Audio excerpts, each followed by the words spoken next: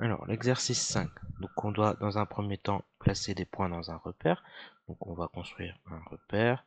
Je vais faire main levée, vous avez des carreaux, vous allez être plus précis. Donc, le point A de coordonnées moins 1, 5. 1, 2, 3, 4, 5 à peu près.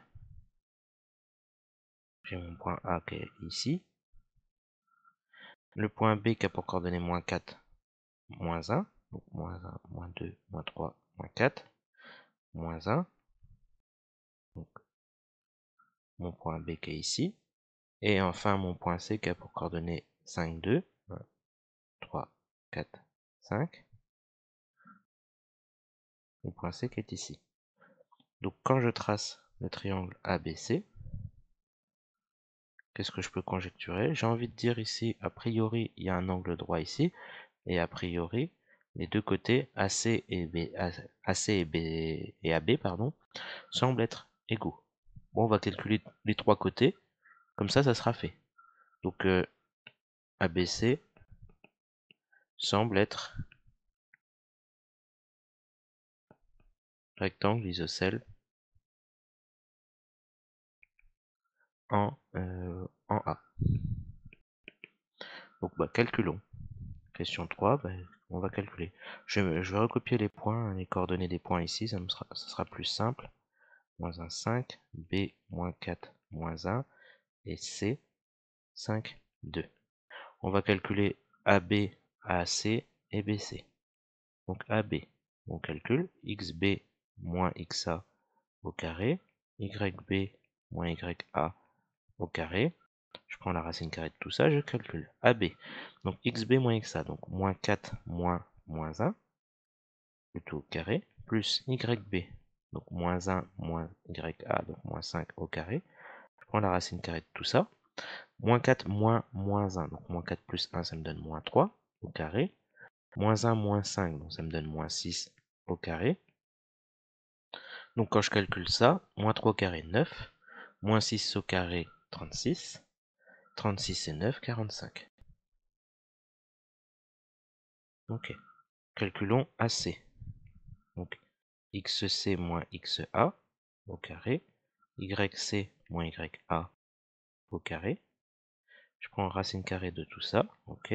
YC donc 5, XC pardon, moins XA, donc moins 1. Plus au carré, donc YC 2 moins 5 au carré. Je calcule ça. Je vais obtenir 5 moins 1, donc 5 plus 1, 6 au carré. Moins 3, donc 2 moins 5, moins 3 au carré. Et quand je calcule ça, 36 et 9, 45, donc je retrouve mon 45, mon racine carrée de 45. Ok, donc là on voit tout de suite que c'est isocèle. Donc AB égale AC, donc ABC est isocèle. Et c'est isocèle en A. Très bien. Calculons le dernier côté, BC. On va voir s'il est rectangle ou non. Donc BC c'est XC moins XB au carré, plus YC moins YB au carré. Je prends la formule. Donc j'applique maintenant. XC c'est 5, moins XB donc moins 4 au carré. Plus YC c'est 2, moins YB donc moins 1 au carré. Et je prends la racine carrée de tout ça. Donc 5 moins 4 ça fait 9 au carré. 2 moins 1, 3 au carré. 9 au carré 81 et 9 90, donc racine carrée de 90. Et finalement on retrouve exactement les mêmes valeurs que dans le cours. Donc si vous ne vous êtes pas trompé, dans les calculs, il n'y a aucun problème là-dessus. Donc vous calculez, qu'est-ce qu'on a? On a AB carré plus AC carré, qui est quoi? 45 plus 45, c'est-à-dire 90, qui est en réalité BC au carré. Je vous ai montré une autre rédaction possible. Ça veut dire quoi? D'après le théorème de Pythagore,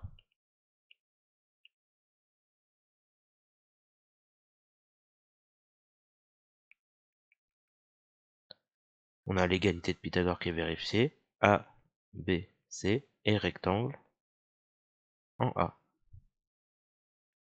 Conclusion, ABC est isocèle rectangle en A.